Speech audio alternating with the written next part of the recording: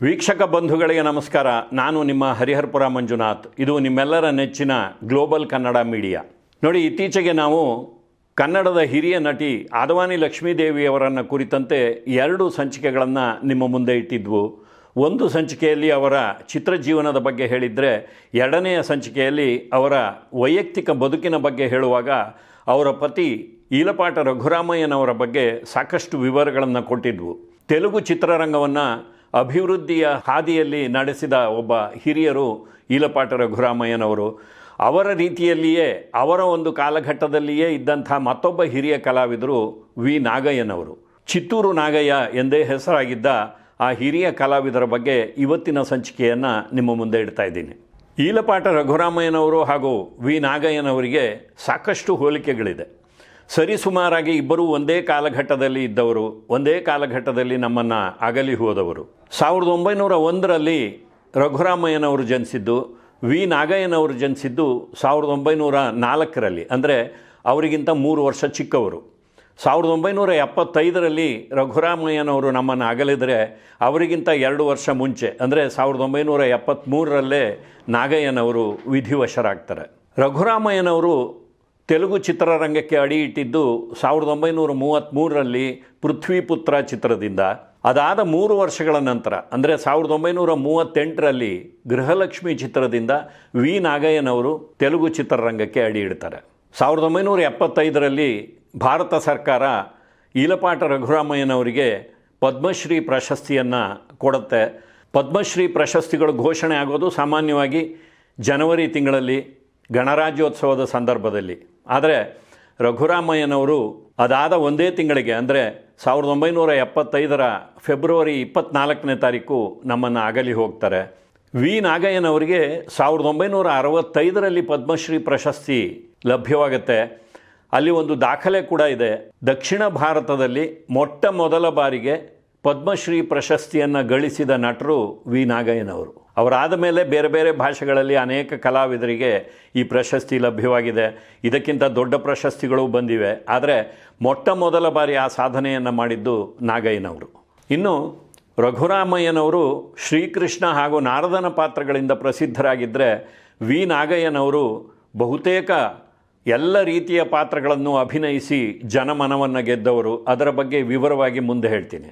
ನೋಡಿ, ಇನ್ನೂ ಒಂದು ಹೋಲಿಕೆ ಅಂದರೆ, ಈಲಪಾಟ ರಘುರಾಮಯ್ಯನವರು ಜನಿಸಿದ್ದು ಗುಂಟೂರು ಜಿಲ್ಲೆಯ ಸುದ್ದಪಲ್ಲಿ ಹಳ್ಳಿಯಲ್ಲಿ.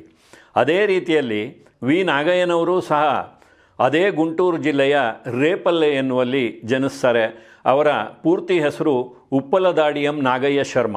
ಅವರ ತಂದೆ ರಾಮಲಿಂಗ ಶರ್ಮ, ತಾಯಿ ವೆಂಕಟಲಕ್ಷ್ಮಾಂಬ ಅವರು. ಚೂಟಿಯಾಗಿದ್ದ ಬಾಲಕ ನಾಗಯ್ಯನವರನ್ನು ವೆಂಕಟಲಕ್ಷ್ಮಾಂಬ ಅವರ ತಾಯಿ, ಅಂದರೆ ನಾಗಯ್ಯನವರ ಅಜ್ಜಿ, ಕುಪ್ಪಂ ಬಳಿಯ ಗೋಂಗೂರು ಎನ್ನುವ ಹಳ್ಳಿಗೆ ಕರ್ಕೊಂಡು ಹೋಗ್ತಾರೆ. ಅಲ್ಲಿ ಅವರು ಬೆಳೀತಾ ಇರ್ತಾರೆ. ಮುಂದೆ ಆ ಕುಟುಂಬ ಚಿತ್ತೂರಿಗೆ ಹೋಗಿ ನೆಲೆಸಿದ್ದರಿಂದಾಗಿ ನಾಗಯ್ಯನವರಿಗೆ ಚಿತ್ತೂರು ನಾಗಯ್ಯ ಅಂತಲೇ ಹೆಸರಾಗತ್ತೆ. ನಾಗಯ್ಯನವರು ಎಂಥ ಪ್ರತಿಭಾವಂತ ಬಾಲಕ ಅಂದರೆ, ಆ ದಿನಗಳಲ್ಲೇ ಅವರಿಗೆ ತಿರುಪತಿ ದೇವಸ್ಥಾನದವರು ಕೊಡಮಾಡುವ ಒಂದು ಸ್ಕಾಲರ್ಶಿಪ್ ದೊರೆಯುತ್ತೆ. ಅದರ ಸಹಾಯದಿಂದಲೇ ಅವರು ಚಿತ್ತೂರಿನಲ್ಲಿ ವಿದ್ಯಾಭ್ಯಾಸವನ್ನು ಮುಂದುವರಿಸ್ತಾರೆ. ಕೊನೆಗೆ ಅಲ್ಲಿಯೇ ಅವರು ಪದವಿಯನ್ನು ಕೂಡ ಪಡೀತಾರೆ. ವಿದ್ಯಾಭ್ಯಾಸ ಮುಗಿದು ಪದವಿ ಪಡೆದ ಮೇಲೆ ಸಹಜವಾಗಿಯೇ ಕೆಲಸ ಹುಡುಕ್ತಾರೆ. ಹಾಗಾಗಿ ಇವರು ಸಹ ಒಂದು ಸರ್ಕಾರಿ ಕಚೇರಿಯಲ್ಲಿ ಕ್ಲರ್ಕ್ ಕೆಲಸವನ್ನು ಮಾಡ್ತಾ ಇರ್ತಾರೆ. ಜೊತೆಯಲ್ಲಿಯೇ ಮುಂದೆ ಆಂಧ್ರ ಪತ್ರಿಕಾ ಎನ್ನುವ ಪತ್ರಿಕೆಯಲ್ಲಿ ಜರ್ನಲಿಸ್ಟ್ ಆಗಿ ಕೆಲಸ ಮಾಡ್ತಾರೆ. ಅದು ಸ್ವಾತಂತ್ರ್ಯ ಹೋರಾಟ ಬಿಸಿ ಏರಿದ್ದಂಥ ಕಾಲಘಟ್ಟ. ಹಾಗಾಗಿ ಗಾಂಧಿ ಹಾಗೂ ನೆಹರು ಅವರ ಪ್ರಭಾವಕ್ಕೆ ಒಳಗಾಗಿ ವಿ ನಾಗಯ್ಯನವರು ಸಹ ಸ್ವಾತಂತ್ರ್ಯ ಚಳುವಳಿಗೆ ಧುಮುಕ್ತಾರೆ. 1930ರ ದಂಡಿ ಯಾತ್ರೆಯಲ್ಲಿ ಕೂಡ ಪಾಲ್ಗೊಳ್ತಾರೆ. ಇದಾದ ಮೇಲೆ ಅವರು ಚಿತ್ರರಂಗಕ್ಕೆ ಬಂದಿದ್ದು 1938ರಲ್ಲಿ. ಈ ಮಧ್ಯದಲ್ಲಿ ಅವರ ವೈಯಕ್ತಿಕ ಜೀವನದಲ್ಲಿ ಸಾಕಷ್ಟು ದುರಂತಗಳು ಸಂಭವಿಸ್ತವೆ. ಇಲ್ಲಿ ಕೂಡ ಒಂದು ರೀತಿಯಲ್ಲಿ ರಘುರಾಮಯ್ಯ ಹಾಗೂ ವಿ ನಾಗಯ್ಯನವರಿಗೆ ಒಂದಿಷ್ಟು ಹೋಲಿಕೆಗಳನ್ನು ನಾವು ನೋಡಬಹುದು. ರಘುರಾಮಯ್ಯನವರು ಮೊದಲಿಗೆ ಒಂದು ಮದುವೆ ಆಗ್ತಾರೆ. ಪತ್ನಿ ಮರಣ ಹೊಂದಿದ್ದರಿಂದಾಗಿ ಸಂಸಾರದಿಂದ ವಿಮುಖರಾಗಿ ಮದುವೆ ಬೇಡ ಅಂತ ಇರ್ತಾರೆ. ಆದರೆ ಕುಟುಂಬದವರೆಲ್ಲ ಒತ್ತಾಯ ಮಾಡಿದ್ರಿಂದಾಗಿ ಸಾವಿತ್ರಿ ಅವರನ್ನು ಮದುವೆಯಾಗಿ ಒಬ್ಬ ಪುತ್ರಿಯನ್ನು ಪಡಿತಾರೆ. ಅದಾದ ಮೇಲೆ ಹಲವು ವರ್ಷಗಳ ನಂತರ ಅವರು ಆದವಾನಿ ಲಕ್ಷ್ಮೀದೇವಿಯವರನ್ನು ಮೂರನೆಯ ಪತ್ನಿಯಾಗಿ ಸ್ವೀಕರಿಸಿದ್ದು. ಅವರಿಗೆ 5 ಜನ ಮಕ್ಕಳಿರೋದು. ಈ ಕಥೆಯನ್ನೆಲ್ಲ ನಾವು ಹಿಂದಿನ ಸಂಚಿಕೆಗಳಲ್ಲಿ ಹೇಳಿದ್ದೀವಿ. ಆದರೆ ವಿ ನಾಗಯ್ಯನವರು ಅಂಥ ಅದೃಷ್ಟವಂತರಾಗಿರಲಿಲ್ಲ. ಅವರ ವೈಯಕ್ತಿಕ ಜೀವನ ಬಹಳ ದುರಂತಮಯವಾಗಿತ್ತು. ಮೊದಲಿಗೆ ಅವರು ವಿದ್ಯಾಭ್ಯಾಸ ಮುಗಿಸಿ ಕೆಲಸಕ್ಕೆ ಸೇರಿದ ಮೇಲೆ ಜಯಲಕ್ಷ್ಮಿ ಎನ್ನುವ ಹುಡುಗಿಯನ್ನು ವಿವಾಹವಾಗ್ತಾರೆ. ಒಂದೇ ವರ್ಷದಲ್ಲಿ ಆಕೆ ಒಂದು ಹೆಣ್ಣು ಮಗುವಿಗೆ ಜನ್ಮ ನೀಡಿ ಕಣ್ಣು ಮುಚ್ಚಿದಾಗ ಆ ತಬ್ಬಲಿ ಹುಡುಗಿಯನ್ನು ಸಾಕೋದಕ್ಕೋಸ್ಕರ ನಾಗಯ್ಯನವರು ಗಿರಿಜಾ ಎನ್ನುವ ಹುಡುಗಿಯನ್ನು ಎರಡನೆಯ ಮದುವೆ ಆಗ್ತಾರೆ. ಗಿರಿಜಾ ಅವರು 8 ತಿಂಗಳ ಗರ್ಭಿಣಿಯಾಗಿದ್ದಾಗ ಗರ್ಭಪಾತವಾಗಿ ಮಗು ಹಾಗೂ ತಾಯಿ ಇಬ್ಬರೂ ಅಸುನೀಗ್ತಾರೆ. ಮತ್ತೊಮ್ಮೆ ವಿ ನಾಗಯ್ಯನವರು ತಮ್ಮ ಮಗಳೊಂದಿಗೆ ಒಂಟಿಯಾಗ್ತಾರೆ. ಅಷ್ಟರಲ್ಲಿ ವಿಧಿಯ ಮತ್ತೊಂದು ಕ್ರೌರ್ಯ ನಡೆದು ಹೋಗುತ್ತೆ. ಪುಟ್ಟ ಬಾಲಕಿ ವಿ ನಾಗಯ್ಯನವರ ಮಗಳು ನಿಗೂಢವಾದ ಕಾಯಿಲೆಗೆ ತುತ್ತಾಗಿ ಆಕೆ ಕೂಡ ಮರಣ ಹೊಂದುತ್ತಾಳೆ. ಅಂದರೆ ಇಬ್ಬರು ಪತ್ನಿಯರು ಹಾಗೂ ಮಗಳು ಎಲ್ಲರನ್ನೂ ಕಳೆದುಕೊಂಡು ನಾಗಯ್ಯನವರು ಏಕಾಂಗಿಯಾಗ್ತಾರೆ. ಮುಂದೆ ಅವರು ಯಾವತ್ತೂ ಮದುವೆ ಮಾಡಿಕೊಳ್ಳಿಲ್ಲ. ತಮ್ಮ ಸೋದರರ ಮಕ್ಕಳ ಜೊತೆಯಲ್ಲಿಯೇ ತಮ್ಮ ಜೀವನವನ್ನು ಕಳೀತಾರೆ. ತಮ್ಮ ಇಡೀ ಜೀವನವನ್ನು ಕಲೆಗಾಗಿ ಮುಡಿಪಿಡ್ತಾರೆ.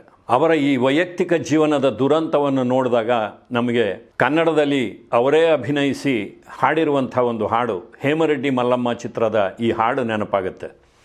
ಭವಸಾಗರವಾ ದಾಟಿಸೋ ತಂದೆ ಭವಿ ನಾನು ಬಂಧನದೆ ಬಳಲಿ ಬಲು ನೊಂದೆ. ಭವಸಾಗರವಾ ದಾಟಿಸೋ ತಂದೆ. ವಿ ನಾಗಯ್ಯನವರು ಒಬ್ಬ ಉತ್ತಮ ಗಾಯಕರಾಗಿದ್ದರು. ಕನ್ನಡ ಭಾಷೆಯಲ್ಲಿ ಅವರು ಹಾಡಿರೋದು ಇದೊಂದೇ ಹಾಡು ಅಂತ ಅನಿಸುತ್ತೆ. ಈ ಹಾಡಿನ ಸಾಹಿತ್ಯದ ರೀತಿಯಲ್ಲಿಯೇ ಅವರ ಜೀವನ ಕೂಡ ದುರಂತಮಯವಾಗಿತ್ತು. ತೆಲುಗಿನಲ್ಲಿ ಅವರು ಅನೇಕ ಹಾಡುಗಳನ್ನು ಸಂಯೋಜನೆ ಮಾಡಿದ್ದಾರೆ ಹಾಗೂ ಹಾಡಿದ್ದಾರೆ ಕೂಡ. ವಿ ನಾಗಯ್ಯನವರ ಪಾತ್ರ ವೈವಿಧ್ಯವನ್ನು ನೋಡಿದ್ರೆ ನಿಜವಾಗಿಯೂ ಆಶ್ಚರ್ಯ ಆಗುತ್ತೆ. 1942ರಲ್ಲಿ ಭಕ್ತ ಪೋತನ ಚಿತ್ರದಲ್ಲಿ ಪೋತನನ ಪಾತ್ರವನ್ನು ಮಾಡ್ತಾರೆ. 1966ರಲ್ಲಿ ಮತ್ತೊಮ್ಮೆ ಆ ಚಿತ್ರ ತೆರೆಗೆ ಬಂದಾಗ ಅಲ್ಲಿ ವ್ಯಾಸರ ಪಾತ್ರವನ್ನು ಮಾಡ್ತಾರೆ. 1946ರಲ್ಲಿ ತ್ಯಾಗರಾಜರನ್ನು ಕುರಿತಂಥ ತ್ಯಾಗಯ್ಯ ಚಿತ್ರದಲ್ಲಿ ಅಭಿನಯಿಸ್ತಾರೆ. 1948ರಲ್ಲಿ ತೆರೆಗೆ ಬಂದ ಚಕ್ರಧಾರಿ ಚಿತ್ರದಲ್ಲಿ ಗೋರ ಕುಂಬಾರನ ಪಾತ್ರವನ್ನು ನಿರ್ವಹಣೆ ಮಾಡ್ತಾರೆ.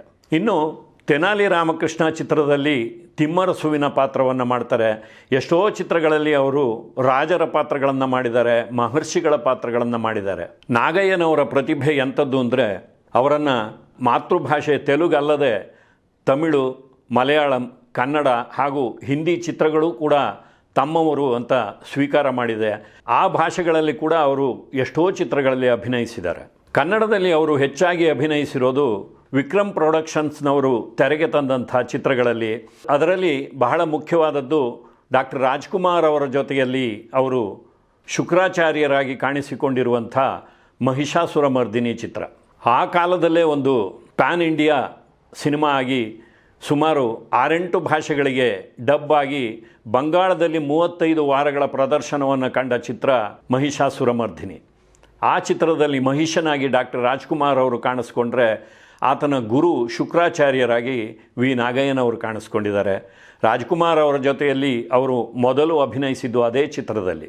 ಆ ಚಿತ್ರದ ಚಿತ್ರೀಕರಣದ ಸಂದರ್ಭದಲ್ಲಿ ಡಾಕ್ಟರ್ ರಾಜ್ಕುಮಾರ್ ಅವರ ಪಾತ್ರ ನಿರ್ವಹಣೆಯನ್ನು ನೋಡಿ ವಿ ನಾಗಯ್ಯನವರಿಗೆ ಮನಸ್ಸು ತುಂಬಿ ಬಂದು ಅವರನ್ನು ಬಿಗಿದಪ್ಪಿ, ಎಂಥ ಮಹಾನುಭಾವರಪ್ಪ ನೀವು, ಇಂಥ ಕಲಾವಿದರನ್ನು ನಾನು ನೋಡೇ ಇಲ್ಲ, ಅವತಾರ ಪುರುಷರು ನೀವು ಅಂತ ಮನದುಂಬಿ ಹೊಗಳ್ತಾರೆ.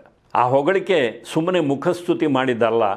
ಯಾಕೆಂದರೆ ನಾಗಯ್ಯನವರು ರಾಜಕುಮಾರ್ ಅವರ ತಂದೆಯ ವಯಸ್ಸಿನವರು, ಅವರಿಗಿಂತ ಹೆಚ್ಚು ಅನುಭವಿಗಳು, ಚಿತ್ರರಂಗದಲ್ಲಿ ಬೇರೆ ಬೇರೆ ವಿಭಾಗಗಳಲ್ಲಿ ಕೆಲಸ ಮಾಡಿರುವವರು, ಅನೇಕರ ಅಭಿನಯವನ್ನು ನೋಡಿದವರು. ಅಂಥವರಿಗೆ ರಾಜಕುಮಾರ್ ಅವರ ಆ ಅಭಿನಯ ಆ ರೀತಿಯಾಗಿ ಮನ ಮುಟ್ಟಿತ್ತು. ಅದಕ್ಕಾಗಿ ಆ ಮಾತುಗಳನ್ನು ಆಡ್ತಾರೆ. ನಾಗಯ್ಯನವರ ಮಾತುಗಳು ಸತ್ಯ ಅನ್ನೋದಕ್ಕೆ ಆ ಚಿತ್ರ ಗಳಿಸಿದಂಥ ಯಶಸ್ಸೇ ಸಾಕ್ಷಿ. ಆರಂಭದಲ್ಲಿ ನಾಗಯ್ಯನವರು ಹೆಚ್ಚಾಗಿ ನಟಿಸಿದ್ದು ವಾಹಿನಿ ಪ್ರೊಡಕ್ಷನ್ಸ್ ಚಿತ್ರಗಳಲ್ಲಿ. ಸ್ವರ್ಗಸೀಮಾ, ದೇವತಾ, ಸುಮಂಗಲಿ ಈ ಚಿತ್ರಗಳಲ್ಲಿ ಅಭಿನಯಿಸ್ತಾರೆ. BS ರಂಗ ಅವರ ಬೇರೆ ಅನೇಕ ಚಿತ್ರಗಳಲ್ಲಿ ಕೂಡ ಅವರು ಅಭಿನಯಿಸಿದ್ದಾರೆ. ಅಮರಶಿಲ್ಪಿ ಜಕಣಾಚಾರಿ ಕನ್ನಡದ ಮೊದಲ ವರ್ಣಚಿತ್ರ, ಅಲ್ಲಿ ನಾಗಯ್ಯನವರ ಅಭಿನಯ ಇದೆ. ಕನ್ನಡದ ಮೊದಲ ಸಾಮಾಜಿಕ ವರ್ಣಚಿತ್ರ ಬಲೆ ಬಸವ, ಆ ಚಿತ್ರವನ್ನು ಕೂಡ ವಿಕ್ರಮ್ ಪ್ರೊಡಕ್ಷನ್ಸ್ನವರೇ ತೆರೆಗೆ ತಂದಿದ್ದು, ಅಲ್ಲಿ ಕೂಡ ನಾಗಯ್ಯನವರು ಅಭಿನಯಿಸಿದ್ದಾರೆ. ಅವರು ಅಭಿನಯಿಸಿರುವ ಮತ್ತೊಂದು ಪ್ರಮುಖ ಚಿತ್ರ 1956ರಲ್ಲಿ ತೆರೆಗೆ ಬಂದ ಭಕ್ತ ಮಾರ್ಕಂಡೇಯ.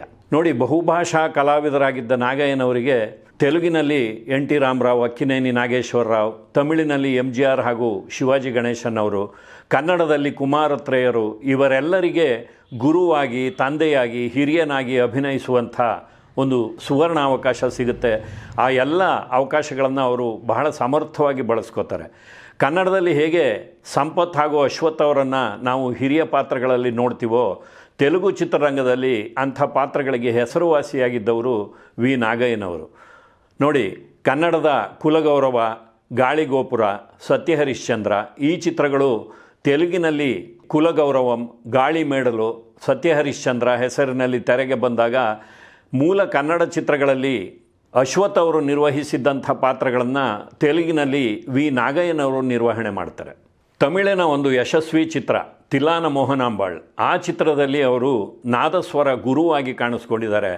ತಮಿಳು ಪ್ರೇಕ್ಷಕರ ನಡುವೆ ವಿ ನಾಗಯ್ಯನವರು ಎಷ್ಟು ಪ್ರಸಿದ್ಧಿಯನ್ನು ಪಡೆದಿದ್ದರು ಅಂದರೆ, ಮುಂದೆ ಚೆನ್ನೈನ ಪನಗಲ್ ಪಾರ್ಕ್ನಲ್ಲಿ ಅವರ ಆಳೆತ್ತರದ ಪ್ರತಿಮೆಯನ್ನು ತಮಿಳರು ಪ್ರತಿಷ್ಠಾಪಿಸಿ ತಮ್ಮ ಗೌರವವನ್ನು ತೋರಿಸ್ತಾರೆ. ವಿ ನಾಗಯ್ಯನವರು ಕೇವಲ ನಟನೆ ಮಾತ್ರವಲ್ಲ, ಚಿತ್ರದ ಸಾಹಿತ್ಯವನ್ನು ಬರಿತಾಯಿದ್ರು, ಸಂಗೀತ ನಿರ್ದೇಶನವನ್ನು ಮಾಡ್ತಾಯಿದ್ರು, ಹಾಡುಗಳನ್ನು ಹಾಡ್ತಾಯಿದ್ರು, ಜೊತೆಗೆ ಚಿತ್ರ ನಿರ್ಮಾಣ ಹಾಗೂ ನಿರ್ದೇಶನಗಳಲ್ಲಿ ಕೂಡ ತಮ್ಮ ಪ್ರತಿಭೆಯನ್ನು ತೋರಿಸಿದ್ದಾರೆ. 1964ರಲ್ಲಿ ಅವರು ಭದ್ರಾಚಲ ರಾಮದಾಸರ ಕುರಿತಂತೆ ರಾಮದಾಸು ಚಿತ್ರವನ್ನು ತೆರೆಗೆ ತರ್ತಾರೆ. ಆ ಚಿತ್ರಕ್ಕೆ ಶ್ರೇಷ್ಠ ತೆಲುಗು ಚಿತ್ರ ಎನ್ನುವ ರಾಷ್ಟ್ರ ಪ್ರಶಸ್ತಿ ಕೂಡ ಲಭ್ಯವಾಗುತ್ತೆ. ಇನ್ನು ಅವರು ತೆರೆಗೆ ತಂದ ತ್ಯಾಗರಾಜರ ಜೀವನ ಚರಿತ್ರೆ ತ್ಯಾಗಯ್ಯ, ಅದನ್ನು ನೋಡಿದಂಥ ತಿರುವಾಂಕೂರು ಮಹಾರಾಜರು ಅವರಿಗೆ ಅಭಿನವ ತ್ಯಾಗರಾಜು ಎನ್ನುವ ಬಿರುದನ್ನು ಕೊಡ್ತಾರೆ. ಮುಂಬೈನ ಒಬ್ಬ ಪ್ರಖ್ಯಾತ ಸಿನಿಮಾ ಪತ್ರಕರ್ತರು ಹಾಗೂ ಇತಿಹಾಸಕಾರರು ಬಾಬುರಾವ್ ಪಟೇಲ್ ಅವರು ವಿ ನಾಗಯ್ಯನವರ ಪ್ರತಿಭೆಯನ್ನು ಪೌಲ್ ಮುನಿ ಆಫ್ ಇಂಡಿಯಾ ಅಂತ ವರ್ಣನೆ ಮಾಡಿದ್ದಾರೆ. ಪೌಲ್ ಮುನಿ ಅನ್ನುವರು ಹಾಲಿವುಡ್ನ ಒಬ್ಬ ಹೆಸರಾಂತ ಕಲಾವಿದರು. ಕನ್ನಡದಲ್ಲಿ ನಾಂದಿ ಚಿತ್ರ ತೆರೆ ಕಂಡು ವಿದೇಶದಲ್ಲಿ ಪ್ರದರ್ಶನವನ್ನು ಕಂಡಾಗ ಅಲ್ಲಿ ವಿದೇಶಿ ವಿಮರ್ಶಕರು ಚಿತ್ರವನ್ನು ನೋಡಿ ರಾಜ್ಕುಮಾರ್ ಅವರ ಅಭಿನಯವನ್ನು ಪೌಲ್ ಮುನಿ ಅವರ ಅಭಿನಯದ ರೀತಿಯಲ್ಲಿಯೇ ಇದೆ ಅಂತ ಹೇಳಿದರು. ಕನ್ನಡ ಹಾಗೂ ತೆಲುಗಿನಲ್ಲಿ ಬೇರೆ ಬೇರೆ ಕಾಲಘಟ್ಟದಲ್ಲಿ ತೆರೆಗೆ ಬಂದ ಪರಮಾನಂದಯ್ಯ ಶಿಷ್ಯುಲ ಕಥಾ 1966ರಲ್ಲಿ ಈ ಚಿತ್ರ ತೆಲುಗಿನಲ್ಲಿ ತೆರೆಗೆ ಬಂದಾಗ ಅಲ್ಲಿ ಪರಮಾನಂದಯ್ಯನವರ ಪಾತ್ರವನ್ನು ಮಾಡಿದ್ದು ಇದೇ ನಾಗಯ್ಯನವರು. ಇನ್ನು ಶ್ರೀ ವೆಂಕಟೇಶ್ವರ ಮಹಾತ್ಯಂ ಚಿತ್ರದಲ್ಲಿ ಬಾವಾಜಿಯ ಪಾತ್ರ, 2 ಬಾರಿ ಲವಕುಶ ಚಿತ್ರದಲ್ಲಿ ವಾಲ್ಮೀಕಿಯ ಪಾತ್ರ, ಕೃಷ್ಣಾವತಾರಂ ಚಿತ್ರದಲ್ಲಿ ಧೃತರಾಷ್ಟ್ರನ ಪಾತ್ರ, ಹೀಗೆ ವಿ ನಾಗಯ್ಯನವರ ಪಾತ್ರ ವೈವಿಧ್ಯವನ್ನು ನೋಡ್ತಾ ಹೋದರೆ ಅವರೆಂಥ ಅದ್ಭುತ ಕಲಾವಿದರು ಅನ್ನೋದು ಅರಿವಿಗೆ ಬರುತ್ತೆ. ಹೀಗೆ ವಿದ್ಯೆಯಲ್ಲಿ ಕೂಡ ಮುಂದಿದ್ದು ಪದವಿಯನ್ನು ಗಳಿಸಿ ಸ್ವಾತಂತ್ರ್ಯ ಹೋರಾಟದಲ್ಲಿ ಪಾಲ್ಗೊಂಡು ಗಾಂಧಿ, ನೆಹರು ಅಂಥವರಿಂದ ಪ್ರಭಾವಿತರಾಗಿ ಮುಂದೆ ತೆಲುಗು ಚಿತ್ರರಂಗಕ್ಕೆ ಬಂದು ತಮ್ಮ ಪ್ರತಿಭೆಯನ್ನೆಲ್ಲ ಧಾರೆ ಎರೆದು ಆ ಚಿತ್ರರಂಗದ ಅಭಿವೃದ್ಧಿಗೆ ಕಾರಣರಾದವರು ವಿ ನಾಗಯ್ಯನವರು. ಆದರೆ ವೈಯಕ್ತಿಕ ಜೀವನದಲ್ಲಿ ಎದ್ದ ಬಿರುಗಾಳಿಯಿಂದಾಗಿ ಅವರು ಒಂದಿಷ್ಟು ದಿನ ರಮಣ ಮಹರ್ಷಿಗಳ ಆಶ್ರಮದಲ್ಲಿ ವಾಸ್ತವ್ಯವನ್ನು ಹೂಡ್ತಾರೆ. ಮತ್ತೆ ಬದುಕಿನ ಕಡೆಗೆ ಮುಖ ಮಾಡಿ ಬಂದು ಚಿತ್ರರಂಗವನ್ನು ತಮ್ಮ ಒಂದು ಪ್ರತಿಭೆಯಿಂದ ಬೆಳಗ್ತಾರೆ. ಹೀಗೆ 35 ವರ್ಷಗಳ ಕಾಲ ಪಂಚಭಾಷಾ ತಾರೆಯಾಗಿ 200ಕ್ಕೂ ಹೆಚ್ಚು ಚಿತ್ರಗಳಲ್ಲಿ ತಮ್ಮ ಪ್ರತಿಭೆಯನ್ನು ಅನಾವರಣಗೊಳಿಸಿದಂಥ ವಿ ನಾಗಯ್ಯನವರು 1973ನೇ ಇಸ್ವಿ ಡಿಸೆಂಬರ್ 30ನೇ ತಾರೀಕು ಇಹಲೋಕ ವ್ಯಾಪಾರವನ್ನು ಮುಗಿಸಿ ಹೊರಟು ಹೋಗ್ತಾರೆ. ಎತ್ತರದ ನಿಲುವು, ಗಂಭೀರವಾದ ಮಾತುಗಾರಿಕೆ, ಯಾವುದೇ ಪಾತ್ರವನ್ನಾಗಲಿ ಆವಾಹಿಸಿಕೊಂಡು ಅದನ್ನು ತೆರೆಯ ಮೇಲೆ ತರುವಂಥ ಸಾಮರ್ಥ್ಯ, ಇವೆಲ್ಲವೂ ಇದ್ದಂಥ ಕಲಾವಿದರಾಗಿದ್ದರಿಂದಲೇ ಅವರು ಆ ಒಂದು ಎತ್ತರಕ್ಕೆ ಏರಿದ್ದು ಅಂತ ಹೇಳಿ ಇವತ್ತಿನ ಸಂಚಿಕೆಯನ್ನು ಮುಗಿಸ್ತಾ ಇದ್ದೀನಿ. ಮತ್ತೆ ಮುಂದಿನ ಸಂಚಿಕೆಯಲ್ಲಿ ಭೇಟಿ ಮಾಡ್ತೀನಿ. ನಮಸ್ಕಾರ.